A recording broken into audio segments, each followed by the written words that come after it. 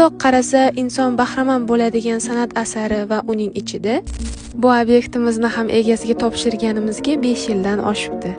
5 yil oldin karantin vaqti menimcha hammani esida bo'lsa kerak, o'qishlar, ishxonalar to'xtagan. Ana shunaqa vaziyatda ham biz ishlashda davom etganmiz. Bu obyektimiz remontini mana shunday relyef shaklidagi dekoratsiyalar va kartina xizmatlarini ko'rsatganmiz. Uzoq yillardan keyin to'y munosabati bilan remont restavratsiya xizmati uchun bizga murojaat qildilar. Remontga qoyil, hali ham o'sha turibdi. Faqat shu ba'zi tillarang joylarida va oshxonasini devorini rangini o'zgartirishimiz kerak edi. Oshxona devorini och rangga o'zgartirdik. Ko'rishingiz mumkin. Tillarang joylardagi restavratsiya xizmatini ham qilib qo'ydik. Galogen zo'rmi, elektrikmi? 5 yilda atigi 1-ikkitasi kuygan. Qoyil. Mundoq qarasa, inson bahramand bo'ladigan san'at asari va uning ichida ko'pchilikning xonadonida elektroshitlar shunaqa ochilib yotganini ko'zim tushadi va ularni berkitish uchun bu ajoyib usul deb o'ylayman.